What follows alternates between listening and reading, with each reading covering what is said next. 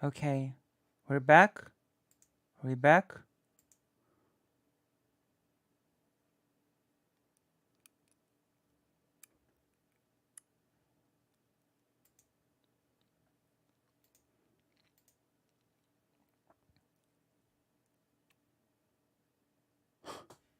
Hello. Okay, we're back.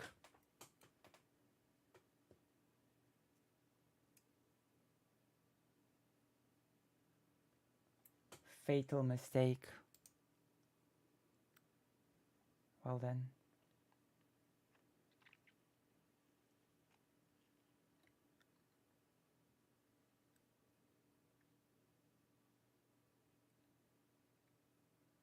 Oh, do not say you're welcome. English with Lucy. Do not say you're welcome. No, that is wild.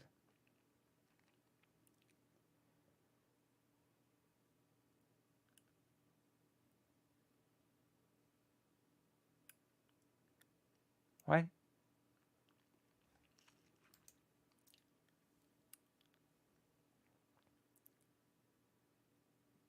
Oh.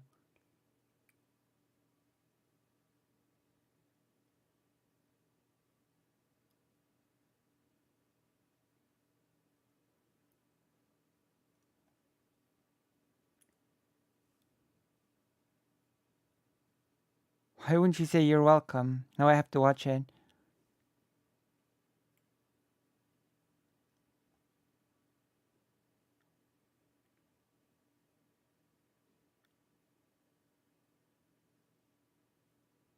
Damn.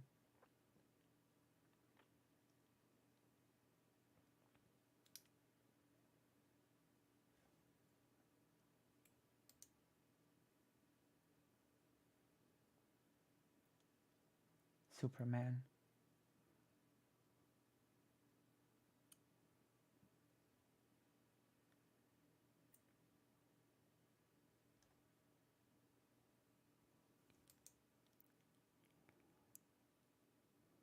Lucy has 10 million.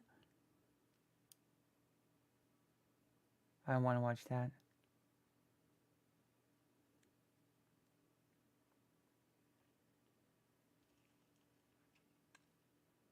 When Wokes and races actually agree on everything. That's from 3 years ago. I remember that. I remember that video.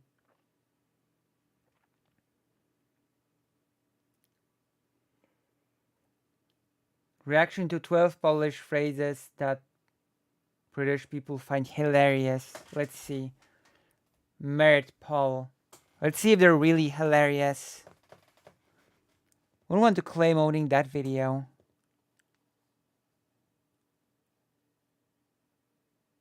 Let's go. Today I'm going to be watching this video. It's called 12 Polish Phrases that British people find hilarious. Polish idioms and expressions you have to hear. So it's a reaction to a reaction to a reaction. Real Inception. Hopefully this won't be... I'm from Britain, I'm British. I'm really interested to know if I'll find these hilarious. I know no Polish, I know no Polish phrases, so not only will this be good to see if I find it hilarious, but it's good just to learn more about the Polish language. And I know Polish. yeah, you can tell me how commonly these phrases are used. Do you use these phrases? Let's listen to this. I don't. 12 Polish phrases I don't that use British them. people find hilarious. When dogs bark by their Oh, asses, I've not. gdzie psy dupami szczekają. A Polish way to say in the middle of nowhere. Oh, that is actually... Yeah, that is a real thing that's being said.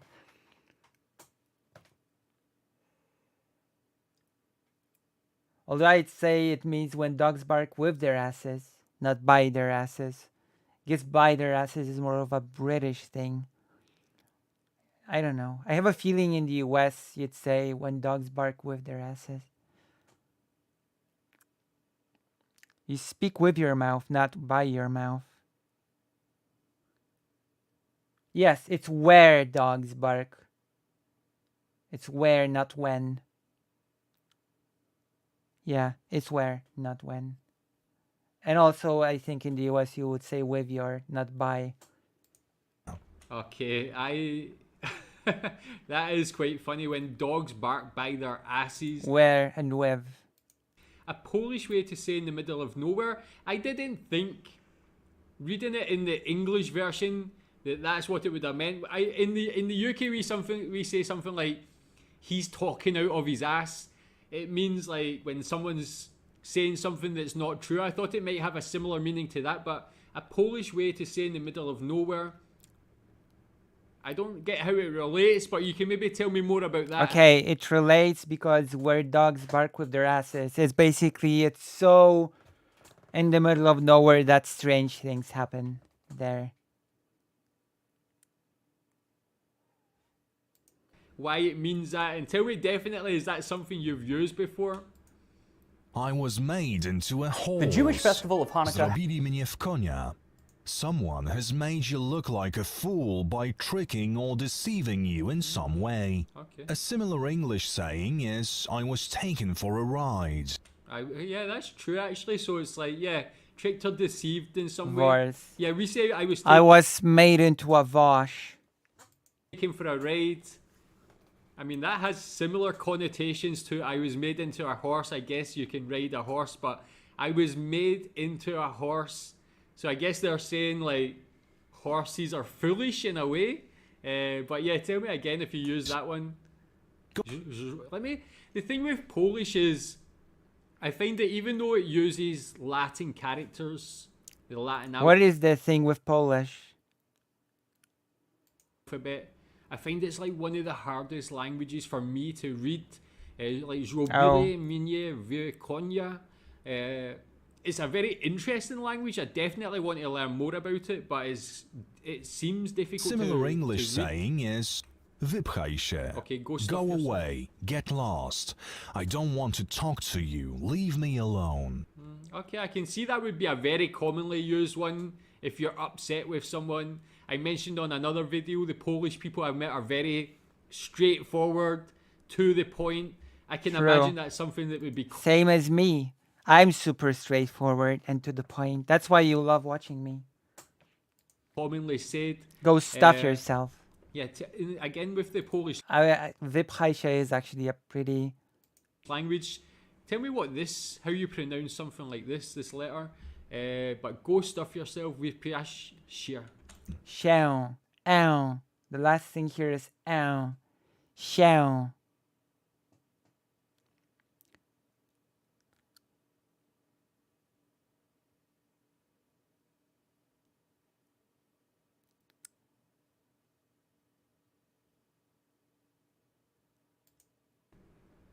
Roll with butter. Bułka z masłem. This means that a task or situation is simple, easy. A similar English phrase is piece of cake. That's true. And it's funny that even though... Bułka is not a roll. Wait. I'm gonna Google.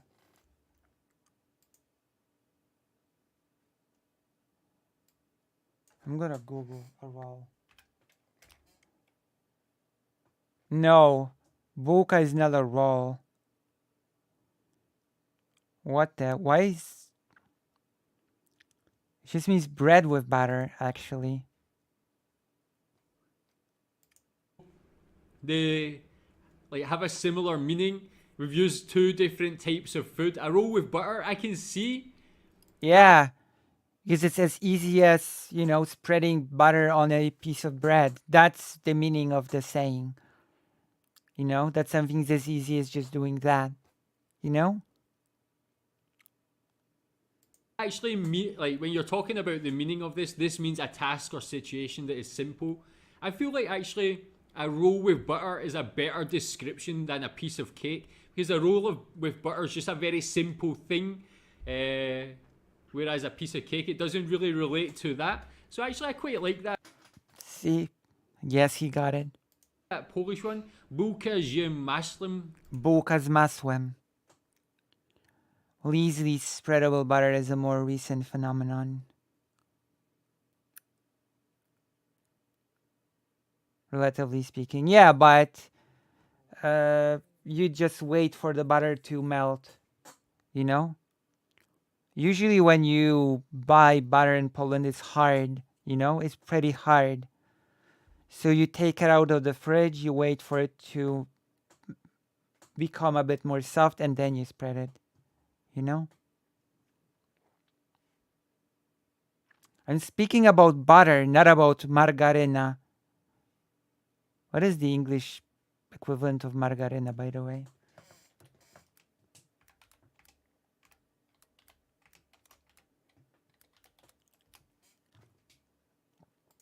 What's the English for margarina? Yeah, I'm speaking of butter, not of margarine. Margarine. Exactly, I'm speaking of real butter that is hard when you keep it in the fridge. So it doesn't become, it's not easy spreadable. You need to take it out and wait for it to become a bit more soft.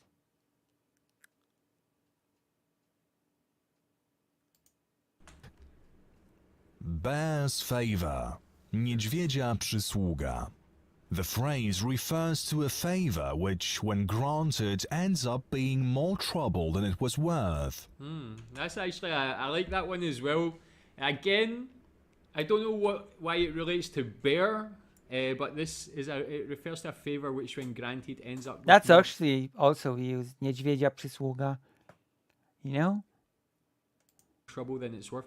I mean, that's definitely a situation. There should be an A here, by the way. A bear's favor, not bear's favor. Okay? There should be an A here.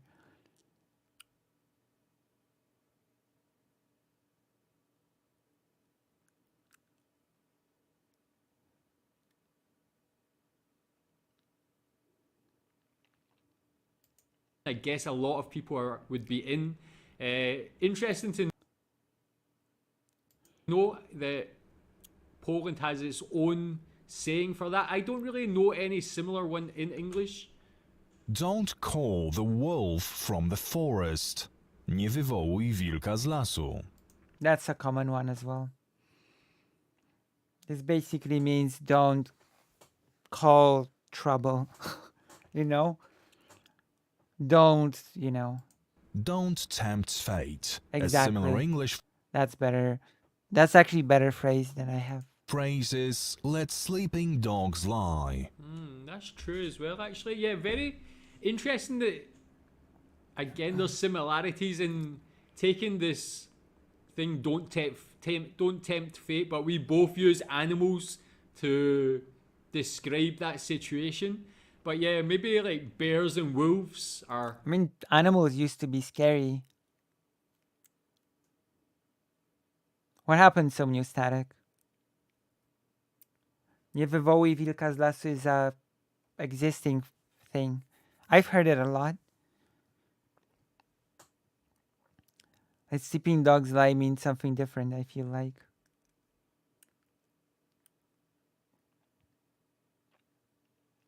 What does it mean?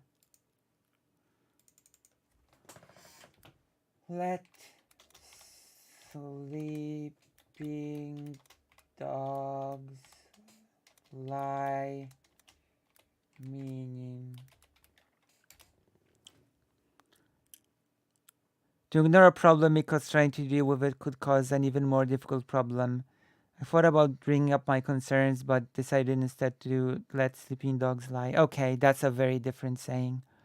It's not similar at all, actually. Huh.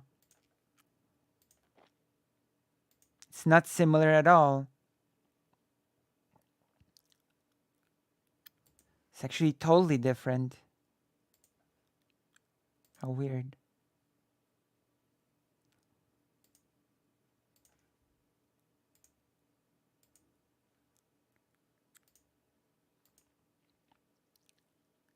Yeah, not confronting a problem.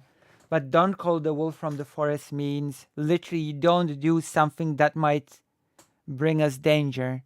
That is the literal meaning. You know?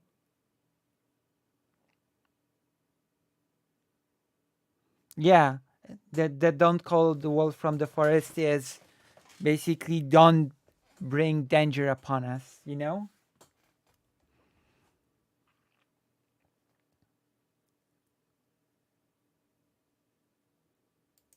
More common in Poland are those animals that you find in the wild in Poland. I never knew there was bears in Poland. Like, for example, if someone jokes, oh, that's a good example. If someone jokes, oh, wow, we're in the middle of the night alone. What if someone tries to rob us? You know, someone jokes, haha, what if someone tries to, you know? It basically means don't jinx it in some context, you know? Don't call the wolf from the forest would be the answer of a person to this, you know? What if someone just jumps out, you know, from around the corner with a knife and tells us to give them our money, and then you'd say, don't call the wolf from the forest. Does that make sense? Does that make sense?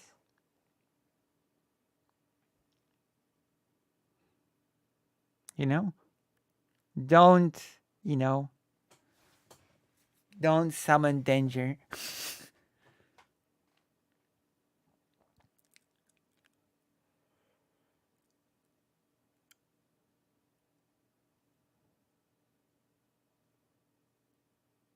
True. Okay, let's... And actually, wolves, I can imagine, yeah, don't call the wolf from the forest. Okay. Not my circus, not my monkeys. Oh my gosh, this is such a common one. This, so far, is the most common one that I hear. It's none of my problem. It's none of my, you know, I don't care. It's none of my business. Nie mój cyrk, nie moje małpy. This Yeah. is not my problem. Yeah, it's none of my problem, basically.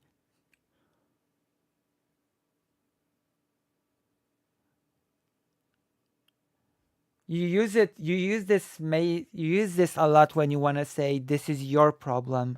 This is your circus, those are your monkeys, basically. That's the implication.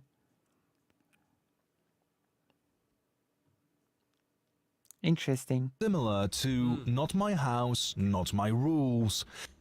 Your hands are clean and you had nothing to do with it. Your hand. That's not my house, not my rules is a totally different saying than not my circus, not my monkeys, okay? Not my house, not my rules feels like it's not my place to interfere, okay? 8 viewers and only like 6 like. I'm disappointed, Yigglers. True. You're right, Arkael. Not my house, not my rules feels like I don't make the rules, you know? It's not my place to interfere. That is how I feel when I hear not my house, not my rules, okay?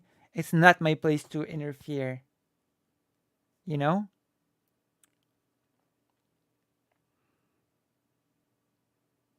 And not my circus, not my monkeys basically means I'm not gonna help you. I don't care. It's your circus and not my monkeys. Okay? So I think it has a totally different meaning than not my house, not my rules. Hands are clean. I've actually never heard those English sayings before. This is not my problem. It's not my circus. It's not my monkeys. Ni moje cirk, ni moje malpi. Okay, man. Again, I would just say this is not my problem. Those English ones I wouldn't actually use. Once in a Russian year. Raz na ruski rok. Oh, that is a very strange saying. This saying is actually considered very strange in Poland as well. Because it implies that the Russian year is somehow longer. It's weird. That one is weird. Referring to something that hardly happens or that basically never happens. An English equivalent is once in a blue moon. Yeah, that's true, yeah. Again, once in a blue moon, I have said As na Ruski Rock. Well, not Russian. Ruthenian, I guess. that one before. Once in a Russian year. What is a Russian year? Raznai Ruski Rok. Actually, that's a mistranslation. It shouldn't be once in a Russian year. If you were to translate it properly, it would be once in a Ruthenian year. Because Ruski is not the same as Rossiyski. Ruski is a different language from Rossiyski, which is Russian, believe it or not. Referring to something that hardly happens. That's a common misconception, though. That basically never happens. Yeah, so how does that relate to a Russian year? What is...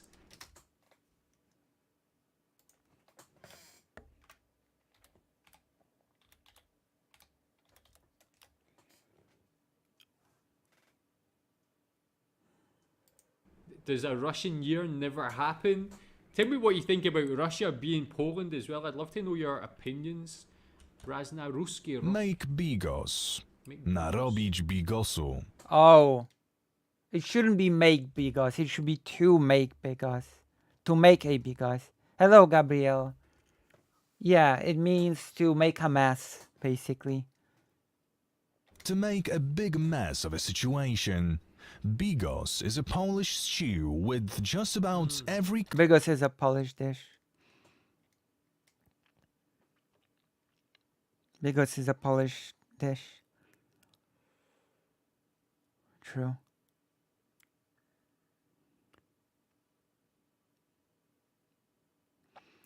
Belarusian, not Belarusian, not Belarusian. Rush is not Russia. True. Moose Watcher understands perfectly. Bigos is a... I'm gonna show you. I wanna show you.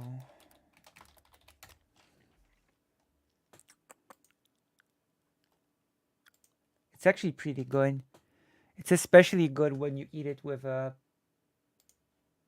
piece of bread.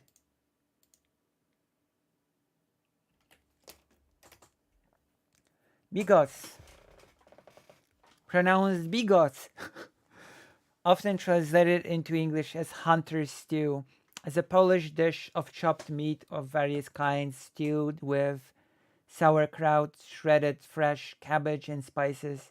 It is served hot and can be enriched with additional vegetables and wine.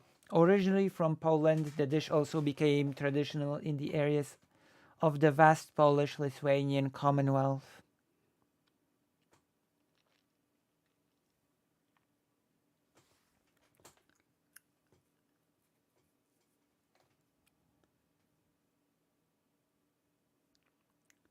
Etymology.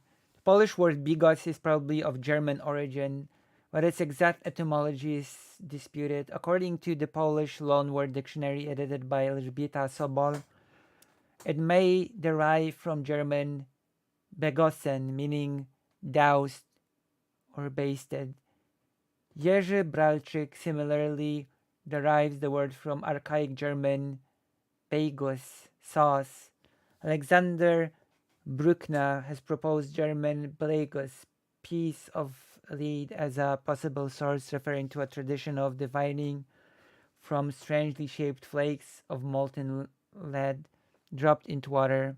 Maria Dębińska rejects this etymology as doubtlessly erroneous, suggesting instead either archaic German Becken, to chop, or Old German Bibos, Beifus in modern German. Yeah, it is pretty good. Especially if you eat it with good bread. That's, man. Bienkowski also points to Italian bigutta, or pot for cooking soup, as possible derivation via German. And oh, see? You even serve it in a bread bowl.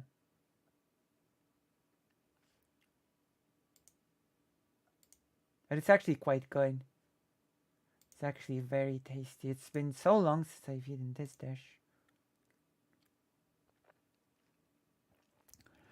According to Polish food historian Maria Dębińska, bigos may derive from a medieval dish known in Latin as compositum, or mixture. Alright. Oh, I did not know that about Berlin. Kind of meat or vegetable thrown in. The English equivalent is, you really made a mess out of this. Yeah, we would just say I mean, the English equivalent is not really an idiom. It's just you really made a mess out of it. It's just describing the situation. But bigos, I've said on previous videos I want to know more about Polish food. But a stew... So most likely a common person's meal too. So it's whatever you want to throw into it. Let me see.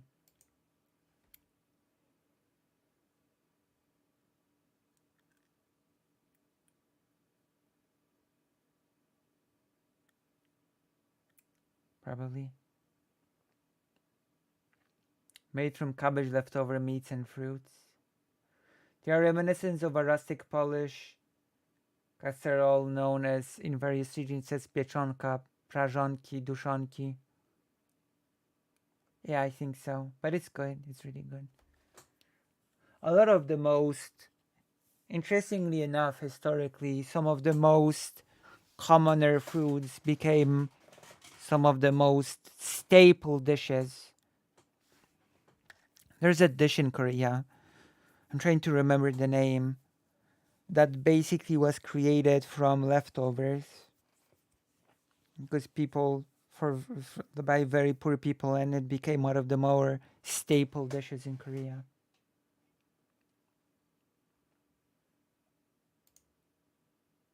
That looks good. That looks tasty. Noodles. True. It has every kind of meat or vegetable thrown in. That just sounds good to me. And Polish food, from what I've learned, is very hearty.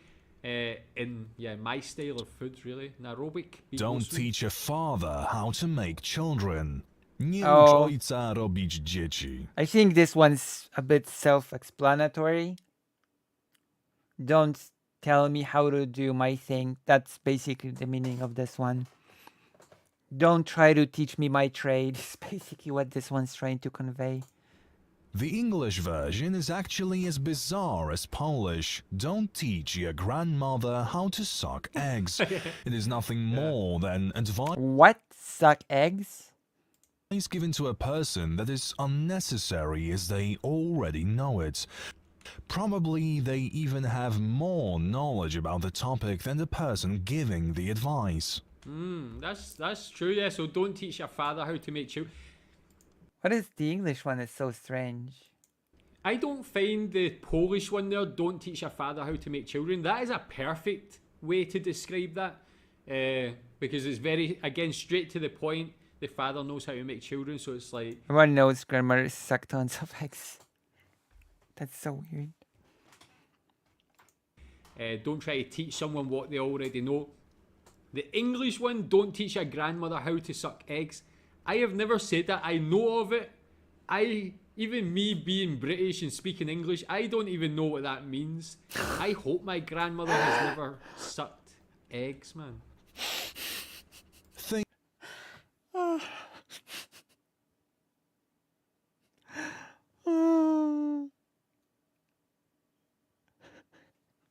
Okay, that's funny. Thinking of blue almonds. Myśleć o niebieskich migdałach. A rather sweet way of saying that you drifted off into a daydream. To speak straight from the bridge. Mówić prosto z mostu. Telling it like it is. Basically, just to be straightforward. Straight up speaking the truth. Yeah, and I think that from what I've learned so far, that's something that Polish people do, is they definitely just speak the truth. Very honest people. To speak straight from the bridge. Okay, yeah, I'm not too sure why that would relate. Mówić prosto z mostu. Mówić prosto z mostu. See, I'm honest, straightforward, and that's why I deserve a donation. At least one. Okay, one of those was funny, but unintentionally. Yeah, so interesting. Again, what I like about this, although some of them are funny, some of them are interesting, I just really I'm enjoying learning more about the Polish language itself, hearing how it sounds. Yeah, again, as I said, tell me if you've used those before. Tell me how commonly I've they heard them, I've used them. are used. Tell me some more other interesting phrases that are not on that list as well. And yeah, tell me what you think about my Polish pronunciation. Is it just terrible or not? Thanks for watching. It's passable. I think people would understand them.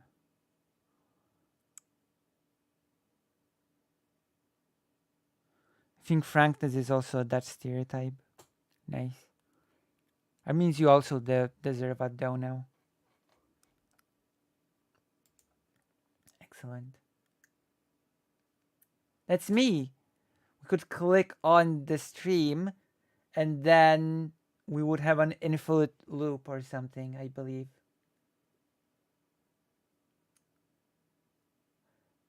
I'm from Russia. This is how they lied about Poland in school in Russia. You want to watch that?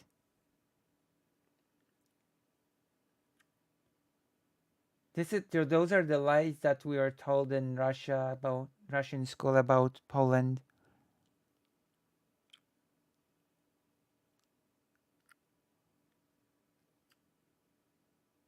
Want to watch that? Check mark? Oh, okay.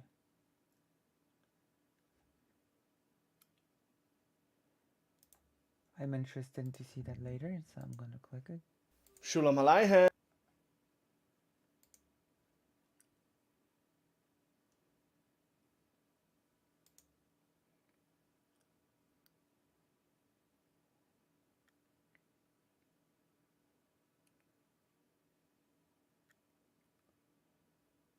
Wow, we can watch the same person again.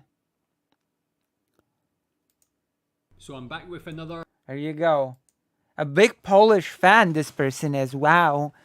Okay, I'm gonna be the judge. I'm gonna be the judge of this person's content. I guess I'm gonna like, because the last video was pretty nice.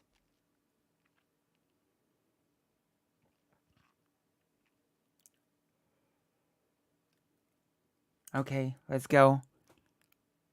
Reaction to Poland, and this is 15 No? things Wait, what do you mean no? you didn't know about Poland. Tell me if you're from Poland, if you know all of these things. I am from Tell Poland, me, yeah. As always, I like to find out interesting things about Poland. Okay. Tell me in the comments. I am And, from you can Poland. Tell me what you think about this video. Okay. I don't know, so let's see. Let's watch it. This is Travel Tuesdays. Every Tuesday, we present you with another incredible country. Incredible. Today, we're looking at 15. See, it's... You vote no to him. Why? He's such a lovely creator. It's like we're watching this video together. Why are you prejudiced against this poor creator?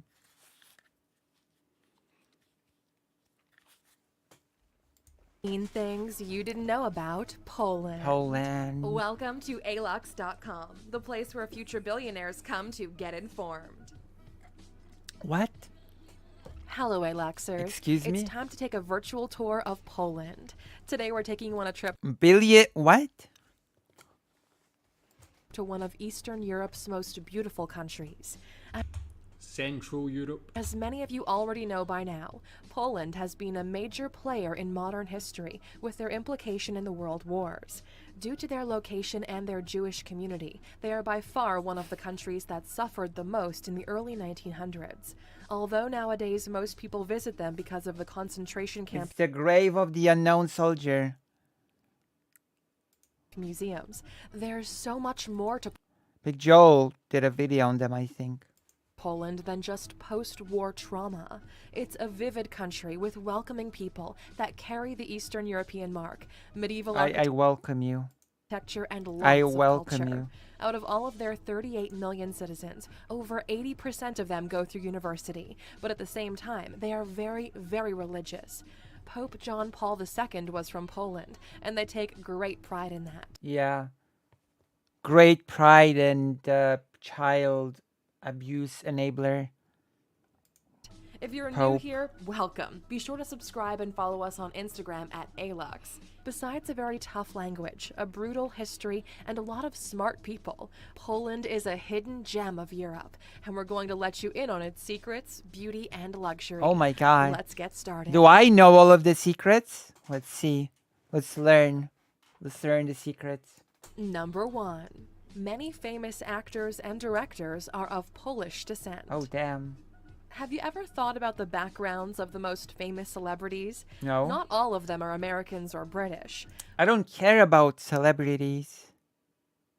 Many celebrities have a variety of roots, and if you haven't noticed that by their last names, the most notorious actors and directors are half Polish or of Polish ancestry. Notorious. Emmy Award winner John Krasinski, Kristen Bell, Scarlett Johansson, Roman Polanski, or Apple co-founder Steve Wozniak are all Wozniak. Polish somewhere down the line. This shows how much talent and beauty Poland has to offer to the world. Okay. I'm just gonna ignore. Everywhere has celebrities, true.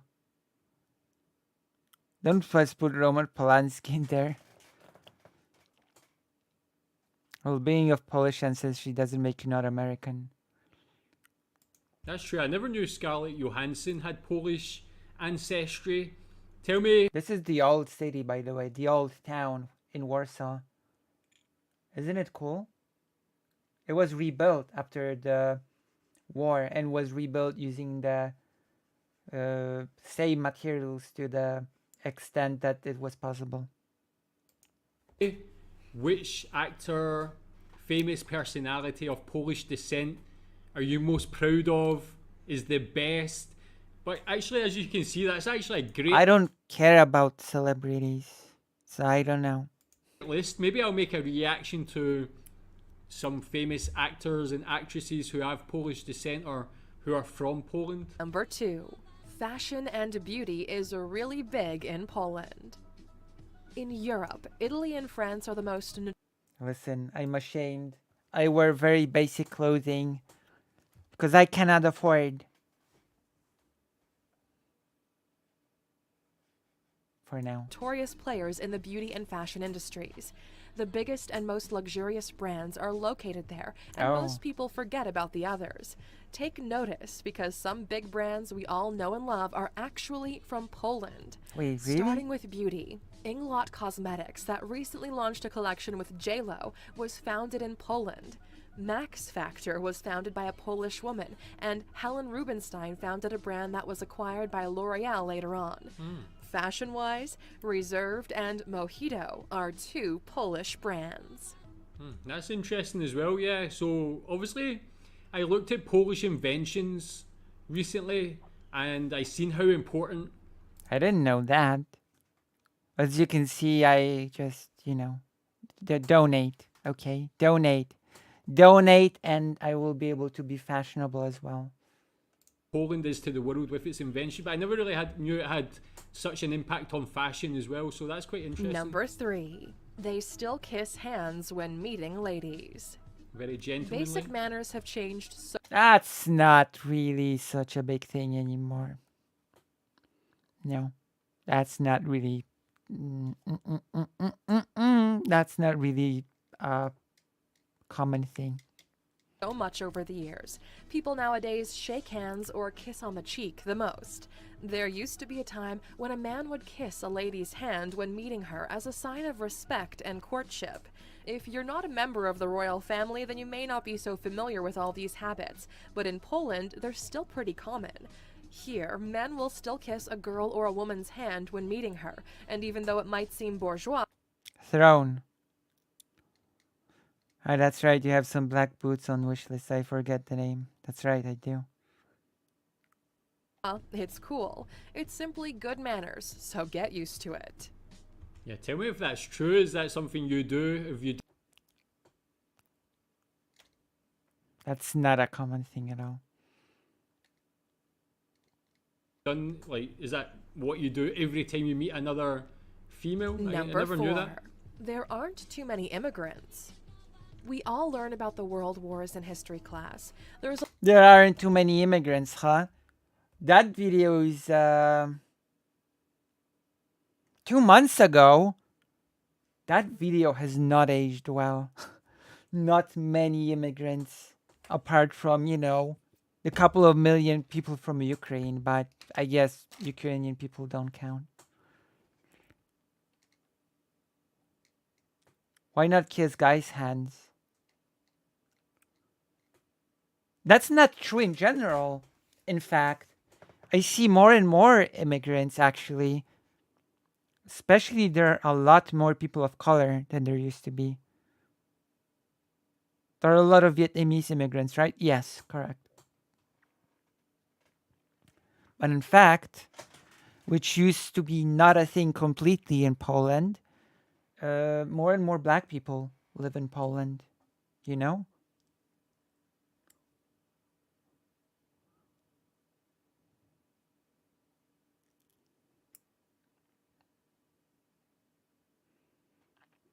Oh, I'm not sure if that's a thing in American English, but I guess in British English, when you say there aren't too many, it just means there's a small amount.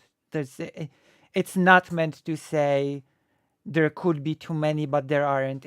There aren't too many. It just means, you know, there's a small amount. It doesn't have that connotation of there, you know, there could be too many.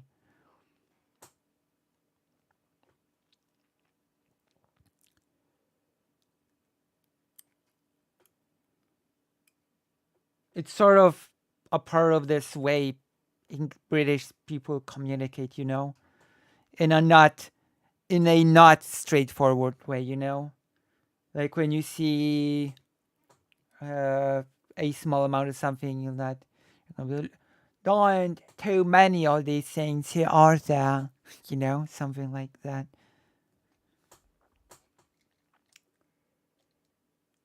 It's basically a way of trying to say that Poland is a homogeneous country, which is not true anymore. There are many people of color here. There are many Ukrainian people. There is a bustling Vietnamese community. Listen, Poland is becoming based, at least in this regard. At least in this regard, I'm pretty happy, you know?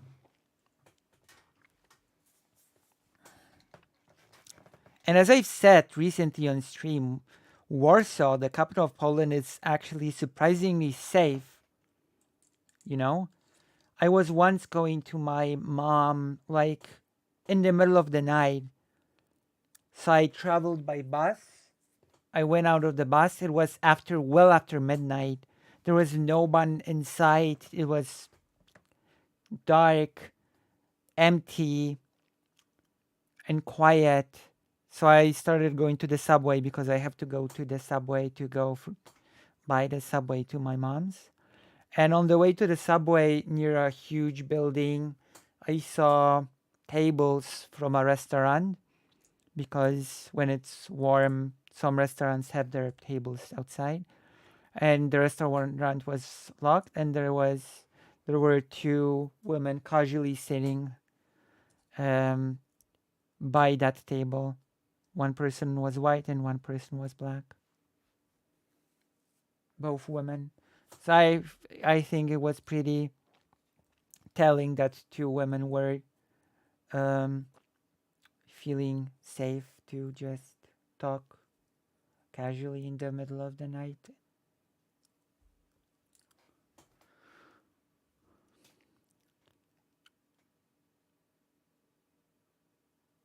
Oh, damn. There's a lot of movies, books, documentaries, and so on about the horrors that happened.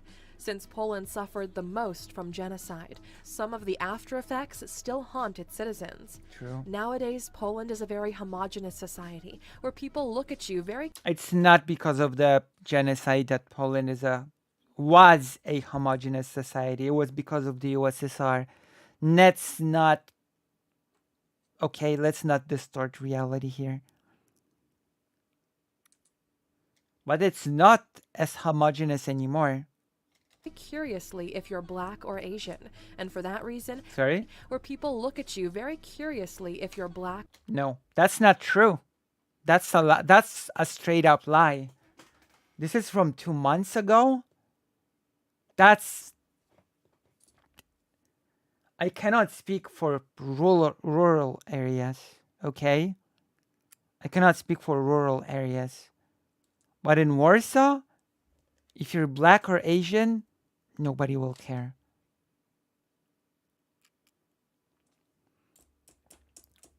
Apparently, it speaks to some union between Lithuania and Poland, but I'm gonna have to check. That's just not true. That used to be the truth, you know?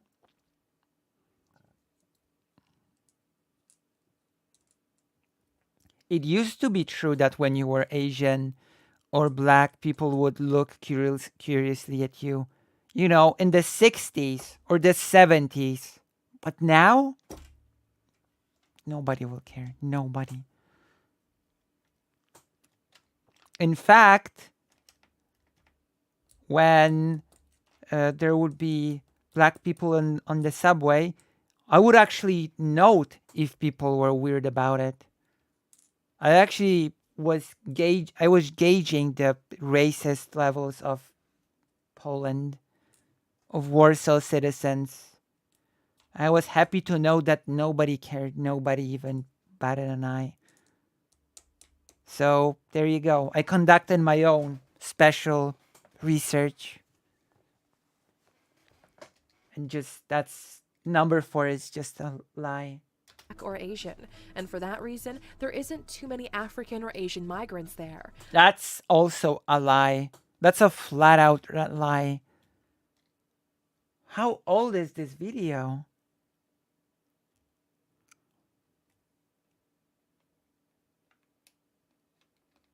That is BS to the... Not even in the bigger cities. That's... Okay, now that's... I'm just gonna tell you. It's a lie. That's a lie.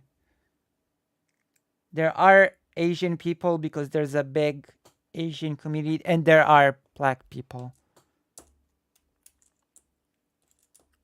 In fact, the number of black people seems to be increasing, so... It's been sent forward since from the year 1960 to our modern era via time. True. Unfortunately, it'll likely take a few more generations for them to fully recover and be more inclusive.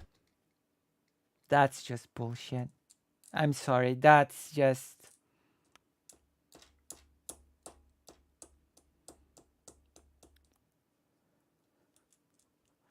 Okay. Yeah, tell me what you think about that. If you're from Poland, are you open to having more immigrants to the country? Yes. Are you happy just to keep it like a very low percentage of your total population being immigrants? No. All Polish people should be black. There you go. That's my opinion. And more people should bring more food for other countries. I'm gonna add him for this. I mean, this is not what this person is saying. This person is watching a video, so just so you know, this is not what this person is. This is an opinion in the video that he's watching.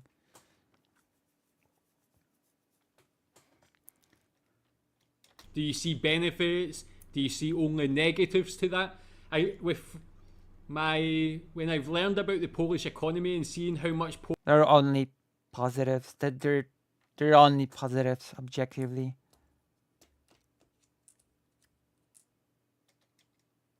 Poland is growing as a country, I can imagine it would be a very in-demand place for immigrants to move to. True.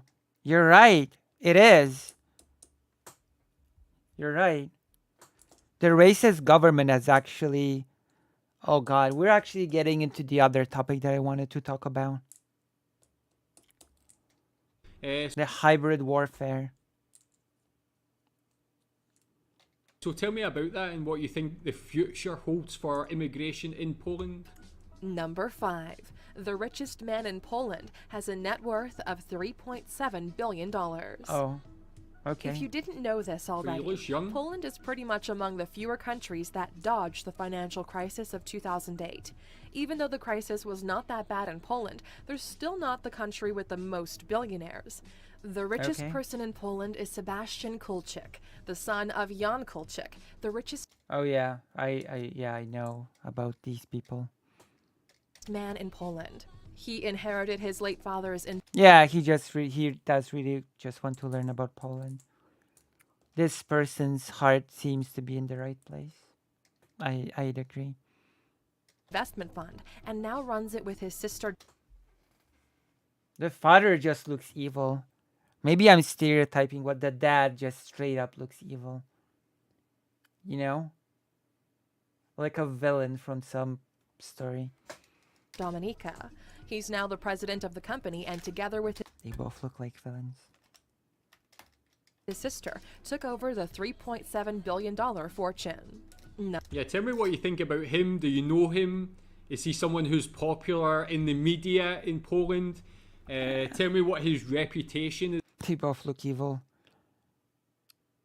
is like in Poland as Number well. 6. A rare luxury sports car was lost in France and found in Poland through social media. I've not heard about this. Do you know him? Oh yeah, personally. If I knew him, I wouldn't have to beg for donations. My goodness. I did not know about this story. These days, social media can help with voting campaigns, help find lost people, raise money, and so on. For an Although even if I knew him, probably he'd never share. Arab millionaire, it helped him to find his luxury sports car that was stolen by a fake company in France.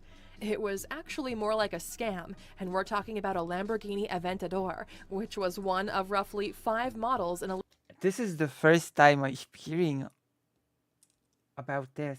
limited edition, costing around $500,000 each. The car was supposed to be safely shipped from Cannes back to London, but it never reached its destination. It was then when he posted on social media about it, and his 70,000 followers helped him track it down. The main suspect was a Polish officer who may have planned to take the car to Russia when Interpol caught up with him. Number 7. Poland wants more money from Germany over World War II reparations. More money? What do you mean more money? Poland didn't get any money from Germany over World War II reparations. What do you mean more money? The USSR forbade Poland from getting any reparations. What do you mean more? The word more implies that there was any money given. There was none.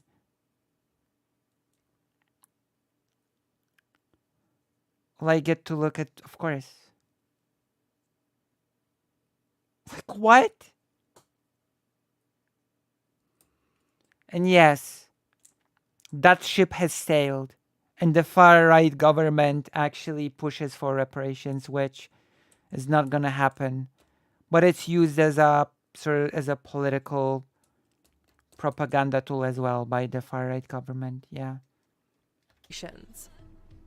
Whenever something fishy happens in Poland that involves the whole EU, the conversation seems to always shift towards the World War losses. Oh yeah, by the way, this guy here, he is the leader of the current ruling party in Poland.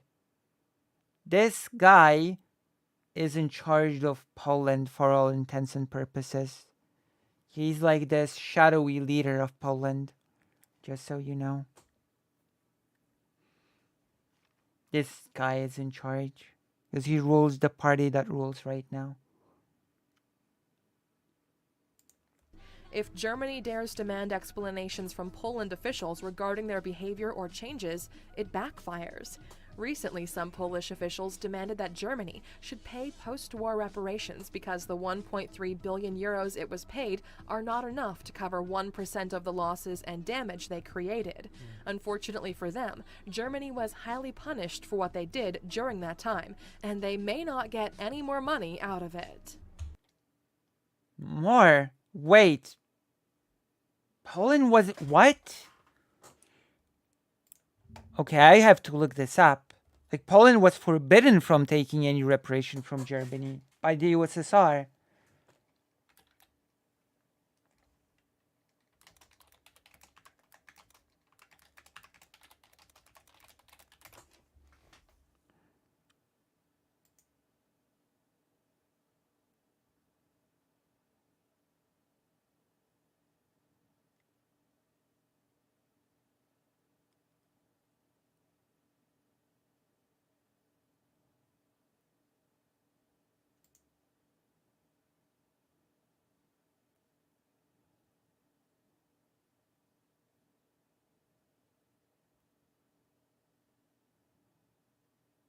When did this person take this number from? Yeah. They did damage they created. Unfortunately for them, enough to cover one reparations because the 1.3 billion euros it was paid are not enough to cover one What? reparations because the 1.3 billion euros it was paid. What?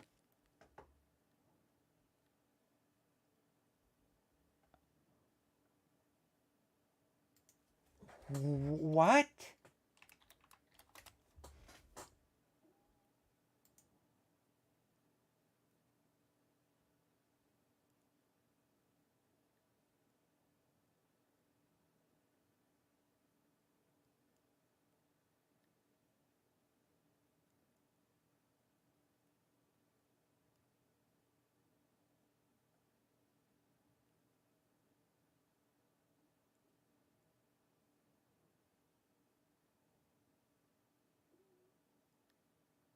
Okay, there's something about this here.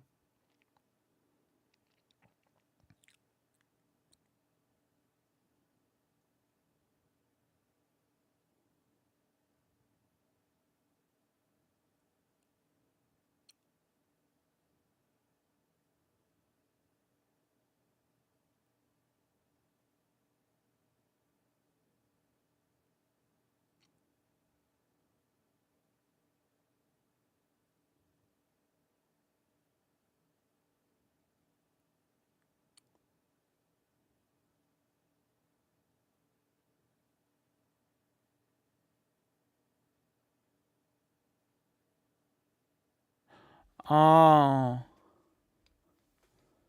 Okay. Now I get it.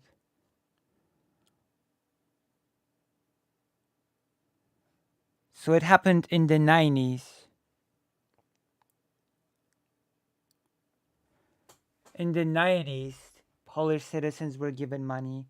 But the amount that Poland... Wait. It doesn't matter if Germany was punished after World War II. The... are not enough to cover 1% of the losses and damage they created. Unfortunately, The 1.5 billion was given in the 90s to the 2000s. Fortunately for them, Germany was highly punished for what they did So it's irrelevant if Germany was highly punished because it did have the means in the 90s up. during that time, and they may not get any more I have to look more into it, Moose Watcher. It says in the article Polish citizen, so I have to look into it. money out of it. Yeah, tell me your opinion on that. Do you think Poland should receive reparations for that? That's one thing that's impressed me so much about Poland is having suffered so much. I don't think that's possible. I don't think that's gonna happen.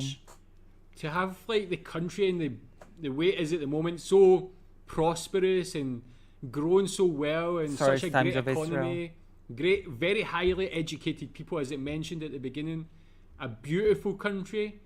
To actually come from where it was post-war to where it is now is such an amazing journey, and it's only going to get better for the country, I think. Number 8. Not if the far right is in charge. North Korea sent thousands of children to Poland in the 1950s. If North Korea sent thousands of children to Poland in the 50s, then how does it mesh with the earlier point about Polish people looking at Asian people weirdly? If you think that the World War was traumatizing for Poland, then you need to look a little more into their history. Being a former communist country, Poland had to take some favors from other fellow communist countries like Russia or North Korea. Back in the 1950s, when the Korean War started, Kim Sung-II decided to send thousands of children to Poland, Hungary, and Russia to You could actually make a material on this. I'm not really knowledgeable on that, so I cannot really speak much to this, so we'd have to look into it. Reparations seem unrealistic at this point. At this point, I think Russia is seeing how this often styles itself as the successor of the USSR should be forced to pay reparations, be it territorial or monetary. True. It's not improbable. It actually is highly probable that it did happen, but we'd have to look into it to make it a proper segment. But it is a good idea for a segment, actually. escape the war. Years after they were deported back to North Korea, but as a new movie about the subject shows, they wanted to stay in their new homes. This movie is called The Children Gone to Poland. Interesting. Number 9. A bunch of Polish students invented the modern drug test. The first university in the world was established in Prague. A few years later, the second university was founded, this time in Poland. Nowadays, the tradition of culture and science still goes on in Poland, and we can see that just by looking at their achievements, without mentioning all the Nobel Prize winners and famous scientists. A group of students from Poland launched an app that helps people get tested for certain drugs. It uses the phone's camera to scan the eye for anomalies and other symptoms. So the next big thing in drug screening may just come from Poland. Does that actually work? I never knew you could. I don't know. I've never heard about this. I've never heard of this.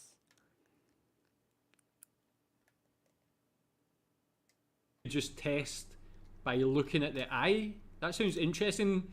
And yeah, for that to be created just by students is very impressive. I already looked at, as I mentioned. It depends. It depends on how good the looking for the anomalies is, you know? It could work.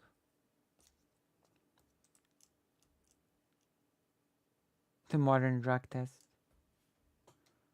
The amazing Polish inventions that have changed the world. Even today, still having that innovation is a great thing. Sounds fishy to me, but I'm sure there's a lot of people who take drugs worldwide who might not be so happy, but it's weird that it's on the list. There are more interesting inventions, but it really shows, like, as much as Poland is... No, that can't possibly work. Oh, well then. Mystery solved. I must sleep good night and run Lucy. See you on Thursday. On Thursday. But yes. Successful, still innovating in a very modern way. So yeah, really impressive. Number 10. The world's largest medieval castle is in Poland. Europe know is about full that. of old and beautiful castles. Poland was also a country that boomed during the Renaissance period, and even though it was severely bombed, the world's largest castle still stands strong. The Malbork Castle, the world's largest medieval castle dating from the 13th century, is now turned into a beautiful museum. If you want to feel like a king, you don't have to move to France. There are many castles for sale all over Poland, with prices sitting modestly at $6 million. Yeah, that's interesting. Modestly. Well, obviously I'm from Scotland, so we have a lot of castles as well. I think I heard about that one on one of the previous videos, but yeah, before I started learning about Poland, I never realised there was so many castles in Poland also. Number 11. Tell me what your favourite Polish castle is. Castle Grayskull is my favorite Polish castle. They have milk bars that are actually restaurants. All over the world, Milk bars. I think that's a communist invention. Believe it or not, that's like the communist era invention. It's like a cheap restaurant that in some cases also serves food for the extremely poor.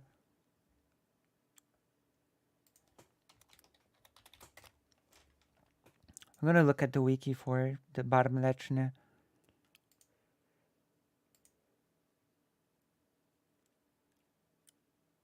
There you go. Yeah, it's from the communist era. I was correct.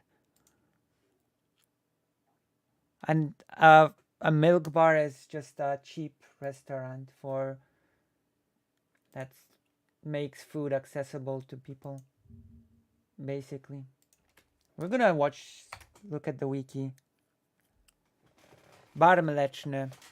A bar mleczny, literally translated as milk bar from Polish, is a Polish cafeteria which during the communist era provided government subsidized traditional Polish cuisine at low cost. Yes, a very important part nowadays as well for any milk bars that exist is that they are subsidized by the government to the point that the cost of the dishes is extremely low.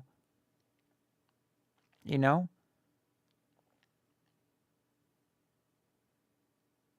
Yeah, it's like a soup kitchen, I guess. It actually serves pretty good food. You can, like... It's actually pretty fun to eat at those. Yeah, it's good and cheap.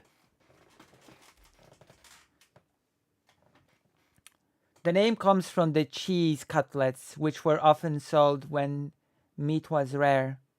This I did not know. But yes, the name milk bar comes from cheese cutlets that were often sold when meat was rare.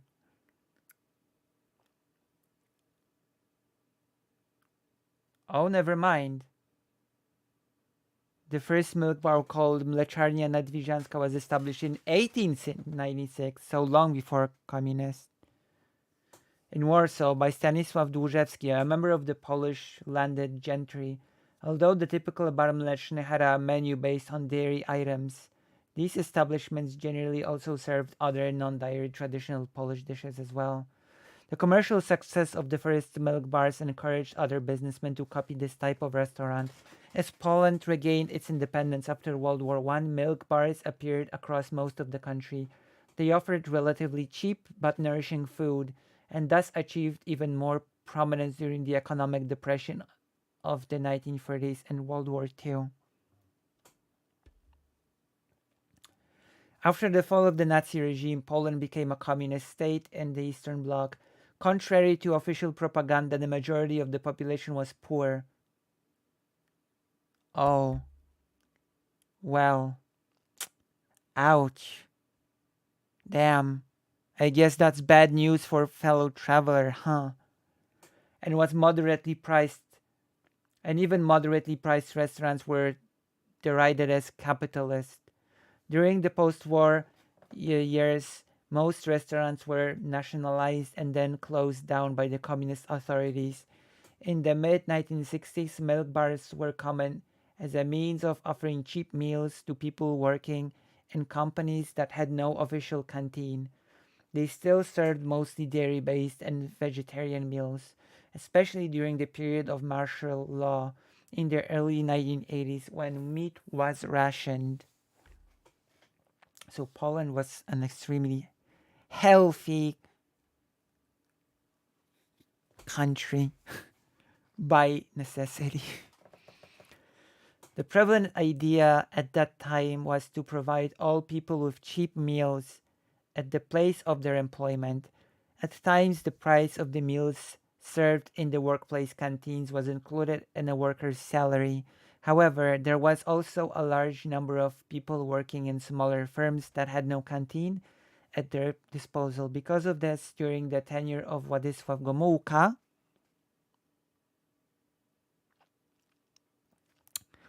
the meal rationing sort of started.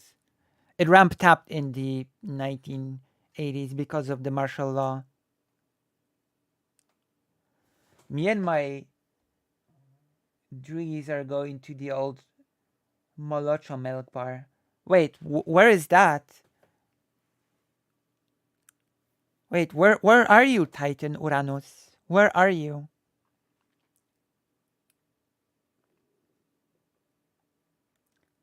The authorities created a network of small self-service eateries. The meals subsidized by the state were cheap and easily available to anyone. So I have to say this. Okay, this is good. Hello.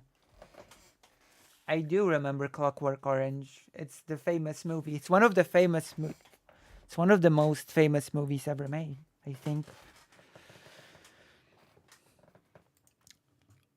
So that's actually, see, I can praise this from the communist period. I can certainly praise this.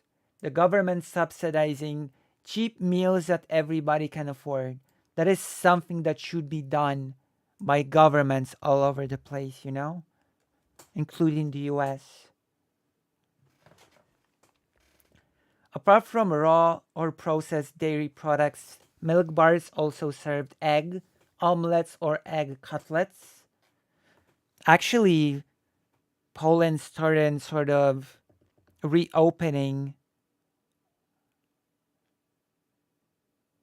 This is from the novel Clockwork Orange. There's also a movie, Clockwork Orange. It utilized a lot of anglicized Eastern European slang. Okay, I get it. So, some milk bars have been reopened because of European Union funding, and they have been subsidized, and you can get really cheap and tasty food in there. So the movie is a classic, but the book is great. I should read it. I should actually read the book. But the children must starve, least insane Republican. That was really good. And I'm happy to see them return.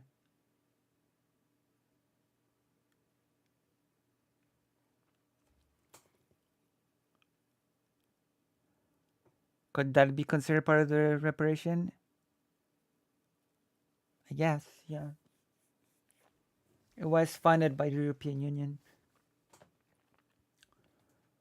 Here we go. Apart from raw omelets, a cereal or flour-based meals such as pierogi. After the fall of the communist system and the end of the centrally planned economy, the majority of the milk bars went bankrupt. See, this is actually bad. This part is bad. After the fall of the communist system and the end of the centrally planned economy, the majority of the milk bars went bankrupt. That's not good. As they were superseded by regular restaurants. Because milk bars functioned, that was the whole thing.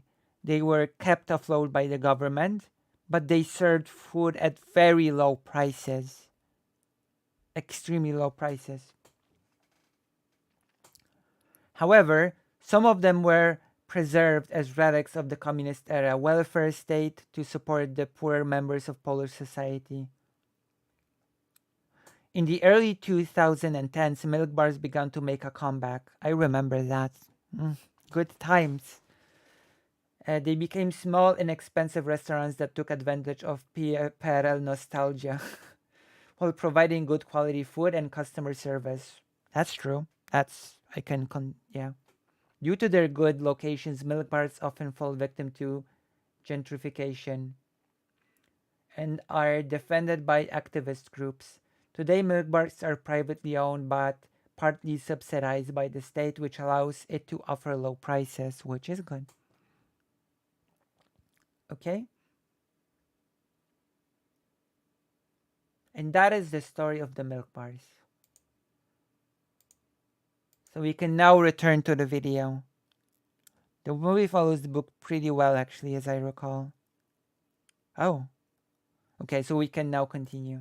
Restaurants are restaurants, taxis are called taxis, and hotels are called hotels.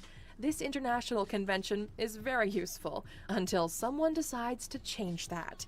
In Poland, milk bars are not what they seem. A milk bar is usually a cafeteria-like restaurant where you can eat food and have a drink at a relatively low price. Polish people prefer milk bars over fast food restaurants. Very low prices. It's not relatively low prices. It's just low prices, period. I don't think I have on Moravian Sparrow. Because the food is healthier and has a better price for its value. True, Number that's true. 12. There are sand dunes in the north. Poland is lucky enough to have a sea opening. Although its landscape is not the usual palm trees and pristine beaches, it's still a great place to enjoy the sunshine. They have the Baltic Sea, which is not the warmest water, but it's better than nothing. It's not warm. A pretty It's usual cold. thing for that region Very, is the fact they have sand dunes very along the cold. coastline. Because they're located in such a northern location, the dunes are blown away by the hard winds, and they actually move inland 10 meters each year. Fast food is not cheap food nor nutritional food. But the milk bar food is actually quite nutritious and quite cheap. That is true. Because it's partially subsidized by the government. Oh, okay. I will do it. I will try it. These sand dunes are unique in Europe and can be visited by anyone. Number 13. Polka dots and polka music are not That's true. It has. from Poland. When you think of polka dots or the polka dance, you immediately attribute them to Poland. Well, we're here to tell you that if you ever related the two of those, you're wrong. The polka dance is actually from the Czech region of Bohemia. The polka dots have multiple origins. They might be related to a Polish woman, but their fame and use dates are from the medieval times. No one really knows who invented polka dots and the name of the pattern. It can be Czech, Polish, or American. Nobody really knows. Number 14. You can't name your child whatever you want in Poland. Now that everyone is a fan of Game of Thrones and other famous series, Wait, that's not the case outside of Poland?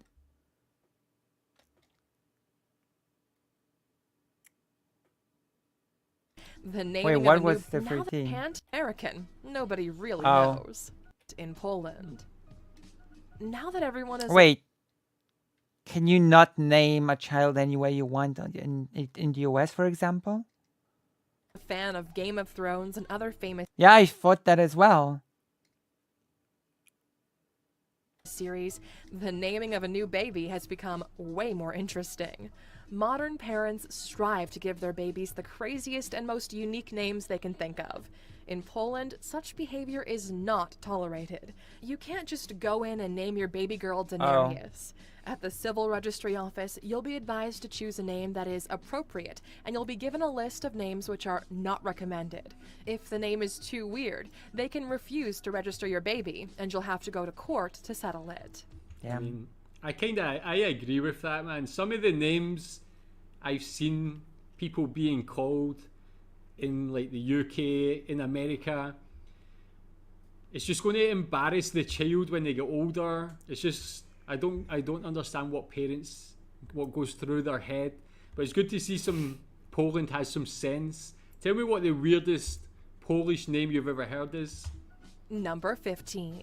Now, some countries in the US states don't care. They have a $7,250 vodka. What? Vodka and Elon Musk tried to name his kid using non-alphabetic symbols, and California didn't accept it. Nice. Oh, okay. Poland work very well together.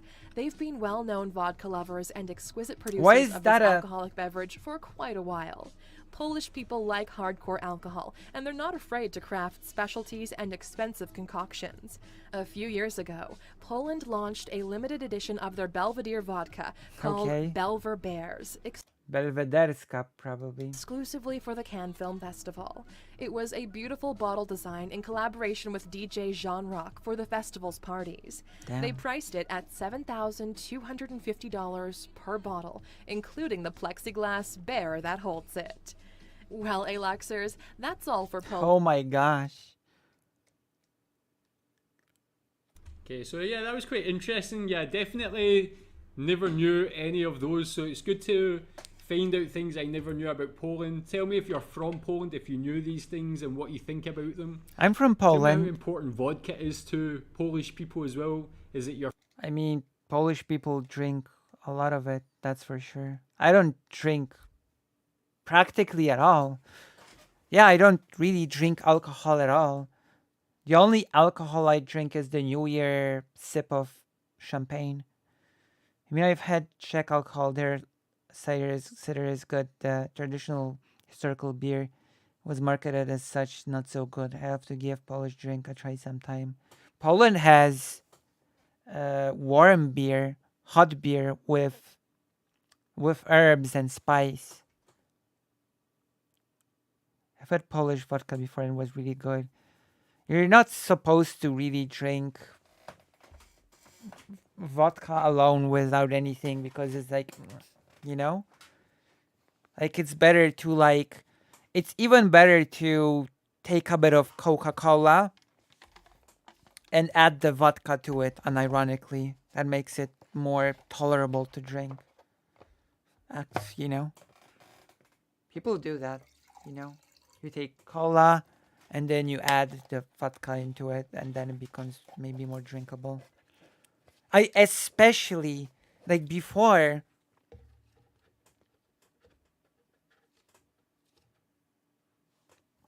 oh yeah, it's a traditional Polish thing, hot beer.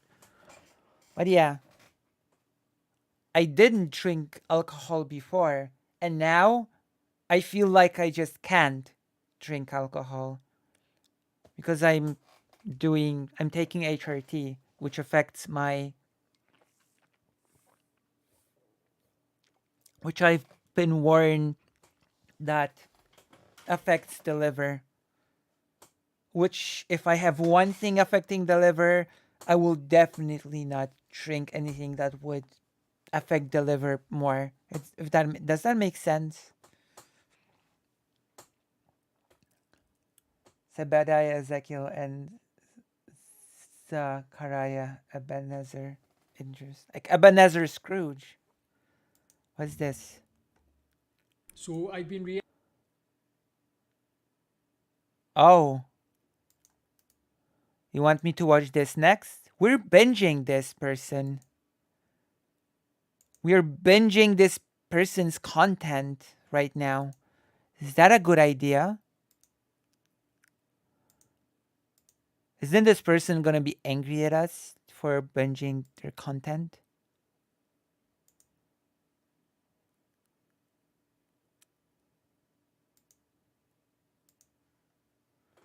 I don't drink anymore, but I loved vodka.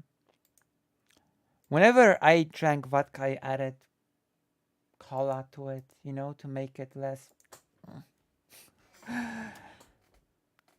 Let's So sleep I've now. been Good night. reacting to Good night. different parts of Polish history, really enjoying everything I've learned so far.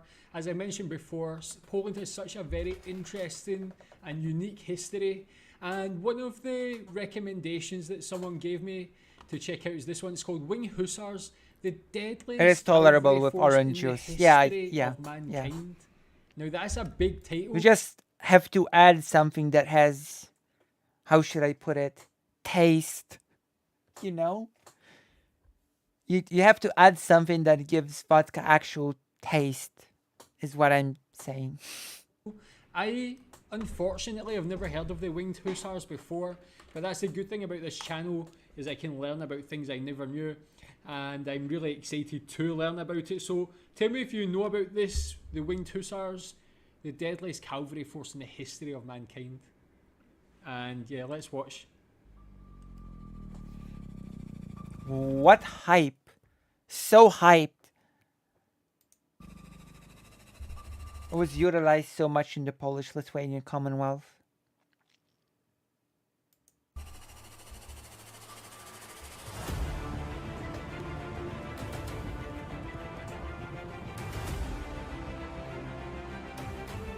In Poland, some people add juice to beer.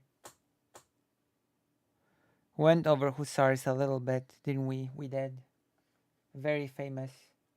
You can get a hussar outfit in... What's that game's name? You're gonna be excited to learn this. You can get the hussar outfit with wings in Elden Ring. You can get the hussar wings in Elden Ring.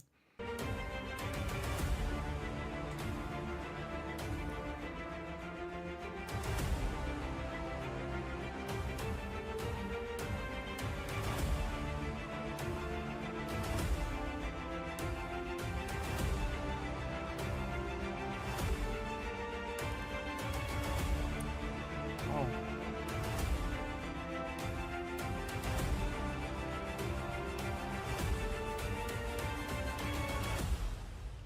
Well, if it isn't... Cavalry, throughout the history, has been one of the most important factors when it came to winning battles. There have been a lot of famous cavalry units that have been romanticized in the ancient times, such as Persian cataphracts or companion cavalry during the reign of Alexander the Great. Damn. Both are noteworthy and have been important building stones of Persian and Macedon empires. However, not a single cavalry unit Fruit juice helps any alcohol. I love rum punch. had as much of an impact on a country's dominance over their neighbors for centuries as the famed Winged Hussars. Winged Hussars were a See, heavy the cavalry flags are red, white, red. formation active in Poland and in the Polish-Lithuanian Commonwealth from the 1503 True. to 1702. Yeah, so that's why I learned a little bit about that, the Polish-Lithuanian relationship during this time. Only briefly from the map that I reacted to, seeing the difference in Polish geography over the last 1,000 years. Some people told me more about that connection in the comments, so thank you very much for that. And yeah, interesting start. Tell me what you know about the Winged It's Hussars. more than just Polish and Lithuanian connection, because nation states didn't exist back then. And Polish-Lithuanian Commonwealth, you had many different people. You didn't just have Polish people and Lithuanian people, you know? Hussars, obviously a very powerful fighting force. You see how much combat has changed since then, but to know that during history Poland had this power in their arsenal, I think that's a fantastic thing. Tell me how you learned about this in the first place. They were And the Cossacks, so Ukraine, provided cannons and strong artillery that worked very well with the Hussars, just to add some. dominant fear-mongering hurricane of horses and steel, which made the Polish Hussars to be respected and held in a high regard, even during the Napoleonic era, long after their disbandment. Their epithet is derived from a large rear wings, which were intended to demoralize the enemy during the charge and also just face it, because they looked unique and freaking cool. Yeah, very Contrary cool. to the popular belief, Also, if you will see the white and red flag anywhere, that's just false. The right and like the modern Polish flag was created like in the, I want to say, 19th century or Hussars something. originated in the mercenary units of exiled warriors from the Balkan region of Europe. Mercenary lancers of Serbian origin, known as the Raskians, were frequently hired to counter the Ottoman Sipahi and Delhi cavalry. In the 15th century, the hussars based on those of Matthias Corvinus were adopted by some European armies to provide light and expendable cavalry units. The true winged hussar arrived with the reforms of the King of Poland and Grand Duke of Lithuania, Stephen Batory, in the 1570s. Stefan Batory. Was later led by King John III Sobieski. Stefan Batory. Most hussars name? were recruited from the wealthier Polish nobility known as Szlachta. Each hussar, tovarищ, or comrade in English, raised his own pochet or retinue. Several retinues were combined to form a Comrades. hussar Communists. Who were communists, I guess. honor or company. Over the course of the 16th century, hussars became heavier in character, they abandoned wooden shields and adopted metal-plated body armor. Hussars had to provide the arms and the armor for themselves and their retainers, except for By nation state, do we mean a country with a national identity? Because if that's the only requirement, I'd argue Frisian history offers something similar to an early pseudo-national identity, although Frisia was decentralized patchwork of many groups and countries. To my knowledge, the mainland coast to military ties.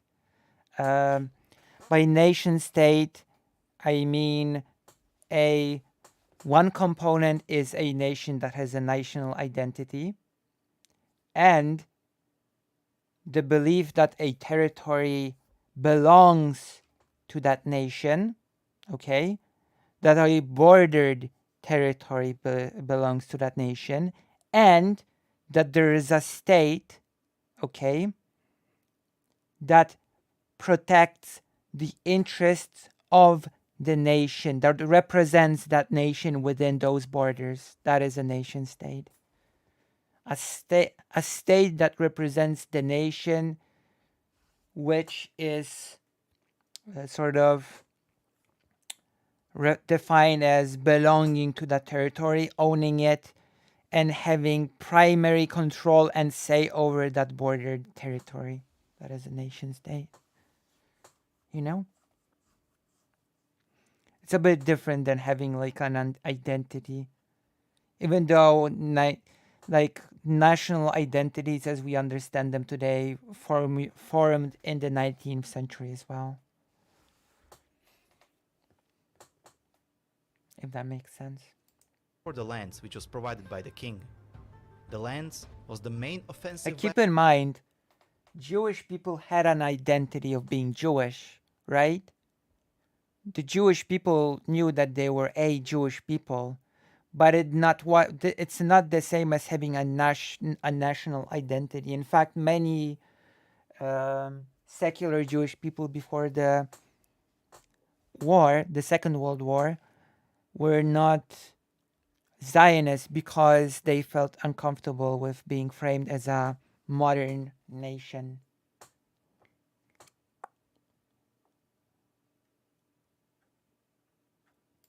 weapon of the Hussar and also the key reason for their successes on the battlefield. One of the reasons that the European armies were turning to firearms and away from the cavalry charges was the appearance of pikemen or infantry equipped with two-handed pikes. That infantry made the charges of lance-bearing knights largely obsolete, and knights' one-handed lance couldn't be as heavy as the pike and therefore had to be shorter. Consequently, the knights couldn't reach beyond the pikes, so charging was out of the question. But the winged horsemen found a way to get around this, a quite crafty one. They devised a hollow lance, something revolutionary at the time. Not only it was lighter than the traditional one, but it also broke less easily. That's right, according to the laws of physics, a hollow lance is more robust than a full one. Also, thanks to the lower weight, the length could be extended. Suddenly, the hussar's lance could be over 6 meters long, longer than a pikeman's pike, which averaged around 5 meters in length. Well, isn't that very interesting? Like, you see today, the militaries of the world invest so much in research and development to... I did not know that many... I did not know these details about the hussars. Thanks for the clarification. The borders of Frisia was notoriously Finikian, although they had blocked military, they did not have a centralized government to the point where such titles of lord or king. Frisia had always been a term brought in by outsiders. Right. Have the best weapons, but also to have counter-offensive weapons and things like that as well. You see, hundreds and hundreds of years ago, coming up with these solutions that were very innovative and very interesting. How could they come up against this defensive line? They came up with this hollow lance. Very interesting, and not only does it show like about the winged hussars being such a great fighting force, shows they were very innovative and forward thinking as well. And yeah, going back to just how they look and things, so unique. I've never seen them before. The creativity of thinking how to kill others. To see that they actually had those large wings and that image of them in the market, it must have been like seeing superheroes when you actually see them in these sort of environments. It's very, very interesting, really cool. Actually the point was to scare enemies rather than make them look like superheroes.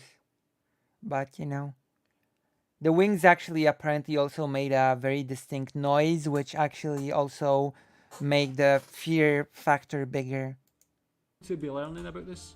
There were reports of hussars impaling up to 6 Russians or Turks with a single charge.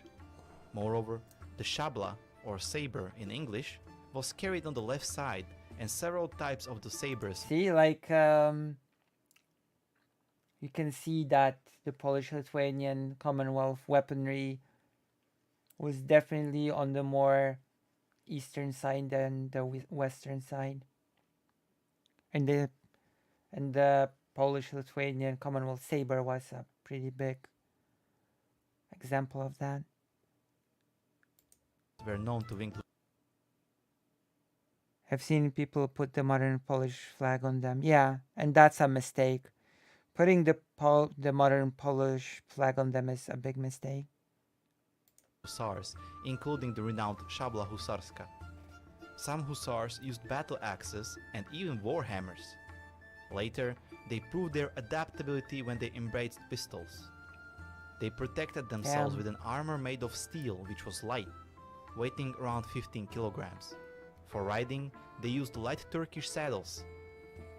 The lightness of their attire allowed the hussar horses to gallop at full speed for a long time. The hussars used a special breed of horses. They were a cross between Polish and Tartar horses. The horses were famous for their endurance, speed, and maneuverability. The purpose of the shock cavalry was to inflict as much physical damage as possible with a single charge. That's a given. But great military minds of the past realized that the emotional factor is as important as the physical one. I told you. They weren't to be seen as superheroes. They were to be seen as horrifying force. Winged hussars started polishing their armor so it became more visible and bright. Wow, see, like things like this, when you think of wars in the past like this, you would always, I think most people would think the people who are the strongest, the biggest, most well basically, organized. But when you see all the little details that they think of, you can see why they were the deadliest cavalry force, because special breedable horses. Stop with the Vosh jokes, okay? Stop it. Stop it. Maybe we should make this into a segment and tag Vosh in it. Or we should just make this fragment about a special breed of horse into a short and add Vosh in the short. That's a better idea. Okay, we're going with the second idea. We're doing the horse breeding short and we're gonna add Vosh. Oh my, I've got so many good ideas. That's why you like this content. Left no stone unturned. They're looking at every single detail which can make them better. If you use like a sporting analogy, like in football, they always talk about having, like, not the competitive. Oh, you've lost me. You've lost me with the whole football analogy. And you've had me all the way to the 8-minute 27-second. Advantage, looking at all these fine margins, these fine details to be the best. They're looking at every single little thing to allow them to become the best. Come on, football. It is also the reason why they wore leopard or bear skins on their shoulders, and the most importantly, why they attached eagle wings to themselves, hence getting the name the Winged Hussars. In an era where it was unlikely that you would ever see a neighboring city, what were you supposed to make of the rapidly approaching heavily armored legion of vengeful, glittering angels? Yeah. True. The only problem was that the only See, wealthy Somiostatic identified it the best. Angels of death. could have afforded the hussar equipment and a horse. For example, the hussar horse was worth more than an entire village. Therefore, winged hussars were a very important but Wow. also precious unit and hardly Damn. expandable. This high entry level meant that there were never more than 10,000 of them at any one time, usually only a few thousand. 10,000 is still Besides the quite a famous lot. Battle of Vienna in 1683, the winged hussars won most of the battles they fought. In 1610, at the Battle of Klushino, 5,000 winged hussars defeated the Russian army of 35,000 soldiers. What? And Oh my god. That is so wild. overwhelming odds of being outnumbered 5-1. Whoa. Later, they marched into Moscow, captured it, and held on to it for 2 years. That is true, actually. Also, just so you know, and I welcome you. It's called soccer. True, I guess. But I call upon every single one of you to do this to Russian shells. When you hear anti-Ukraine people, because the capture of Moscow was actually accompanied by the Cossacks, okay? I've actually checked that, which means, technically speaking, that at one point in time, Ukraine conquered Moscow. So you can say it now. Anytime you argue with Russian shells, you can remind them that when was it again? Later, they marched into Moscow, captured it, and held overwhelming odds of being defeated the Russian army of 35,000 soldiers. Wow. Let's see. An overwhelming odds Have of being to. out. The Russian 10 at the battle. The winged hussars won most of the battles they fought. In 1610, at the battle. In 1610. Was it in 1610? Never mind. Let's just tell the shows that in 1610, Ukraine occupied Moscow. Battle of Klushino, Or close to it. 5,000 winged hussars defeated the Russian army of And it's 35,000 true. soldiers. So, An overwhelming odds of being outnumbered 5-1. Whoa. Later, they marched into Moscow, captured it, and held on to it for 2 years. A feast that even the greatest military minds of history, such as Napoleon Bonaparte, and warlike superpowers such as German Empire in World War I and Third Reich in World War II, were unable Yeah, to they recreate. couldn't manage. In that's true. 1620, see? What no one could, Ukraine could. Technically speaking, Poland as well, but you get what I mean. It'll get people much more angry when you say Ukraine. And that is the point. When I see a Russian apologist just sukabliat. True. I will make them really angry. And you tell them that Ukraine occupied Moscow for 2 years. Soccer ball. at the Battle of Chochim, 45,000 Poles repelled the invasion of 170,000 Ottoman Turks.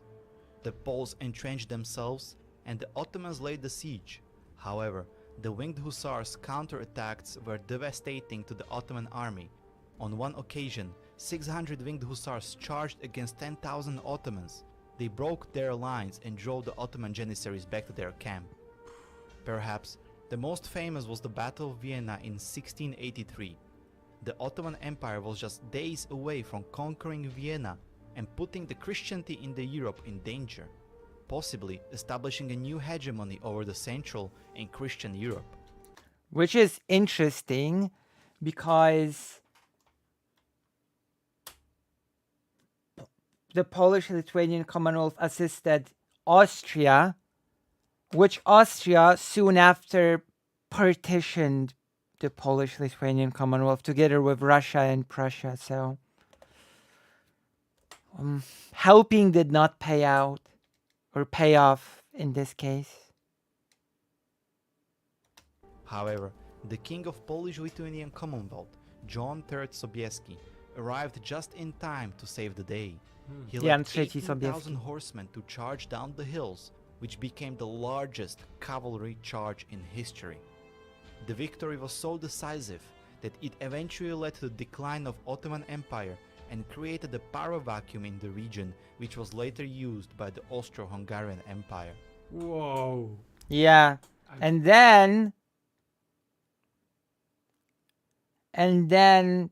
the partitions happened. So one could even argue that maybe the Polish-Lithuanian Commonwealth should not have assisted Vienna, you know, especially since the Ottoman Empire was one of the only places that objected to the partitions.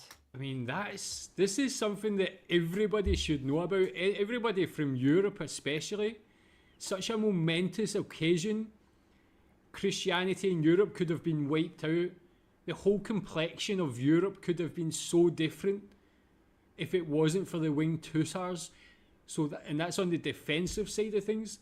Actually putting that blow into the Ottoman Empire and starting it crumbling.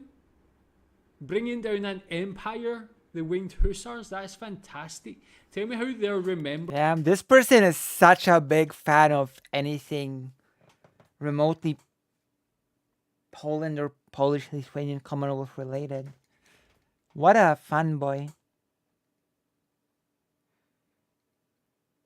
But it's endearing, okay? It's endearing. I'll tell them Wilhelm Alexander is the rightful leader, as one of his ancestors married the sister of a Russian Tsar. It's time to dethrone the pretender Putin. Well, granted, that depends on them being a Tsarist. This whole channel is this, basically. We might revisit this channel in the future. In Poland. These clips as well, are these from a movie or something that was made about the Winged Hussars? Maybe I'll have to check that out. But tell me, if you're from Poland, how proud of you of the Winged Hussars are you? I mean, you don't have to be from Poland to be proud of the Winged Hussars. You have to be from any of the countries that made the Polish-Lithuanian Commonwealth, to be honest. In 1694, at the Battle of Hodov, 400 Winged Hussars stood up against the 40,000 Crimean Tatars and defeated them. The Poles nicknamed the battle the Polish Thermopylae. The end of the Hussars' glory came a few years after their greatest victory at the Battle of Vienna. In 1702, at the Battle of Klishov, the Swedish army led by the famous Charles XII destroyed the Winged Hussars. It was the signal of the downfall of the famed cavalry. After nearly 2 centuries of dominance, the adversaries of Polish-Lithuanian Commonwealth started adapting and learned how to counter this unstoppable force of steel and flesh. The Hussars' opponents began using so-called Frisian horses. These were spiked obstacles that stopped cavalry charges. The firearms improved rapidly and caused more damage to the horsemen. Their reputation had also suffered, as the quality of the soldiers seeking to join them visibly decreased, as well as the slumping Polish economy were the main reasons behind the end of the Hussars. From then on, the Winged Hussars took only part in ceremonies, as they became too expensive to raise and obsolete in the new modern warfare, which led to the public giving them a mocking nickname, the Funeral Soldiers. The Polish parliament abolished them in 1776. Yet, after the partition of Poland, the tradition of skilled hussars lived on, some of which kept a fear-mongering reputation. Funeral soldiers.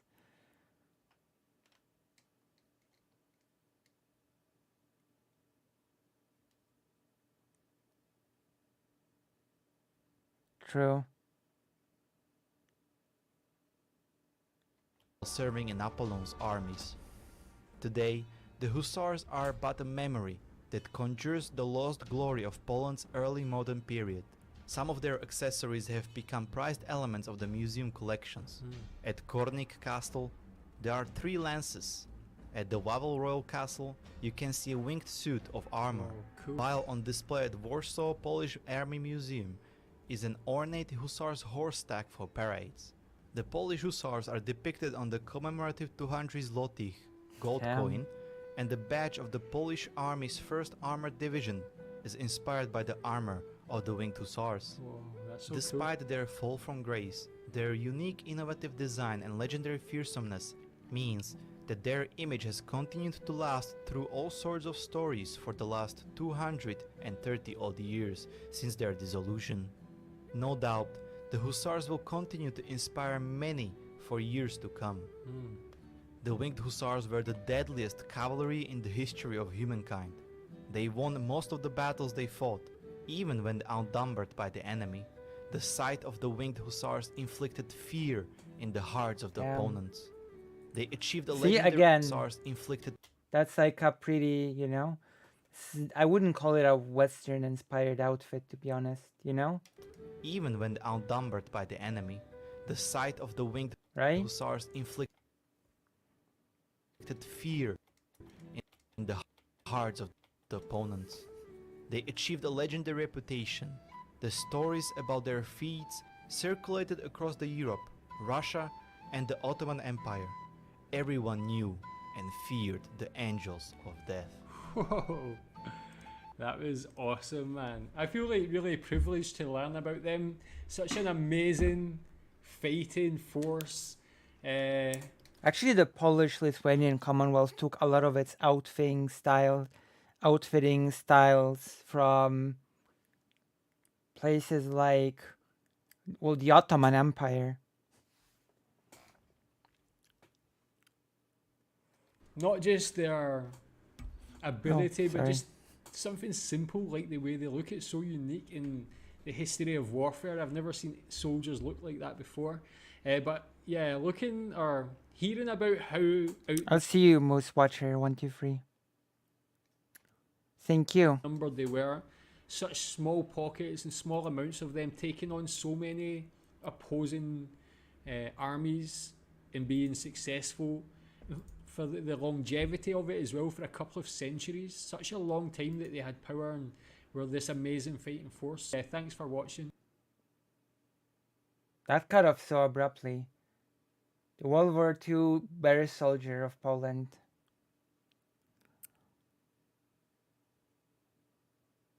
Okay, so I guess we can finish this stream for today. Thank you, as always, for being here. Thank you for watching. Thank you for giggling. There was one more topic that I really wanted to cover, but I think we'll do that next time. So as always, love and solidarity, which I'm about to, as per usual, write in the chat. With a heart. And love and solidarity with a heart. With a heart. I'm gonna end stream. Thank you. Bye bye. And see you on Thursday. I'm gonna upload to the on Discord and on the community thing the plan for a Thursday. Thursday is gonna be more special than ever. I'll see you then.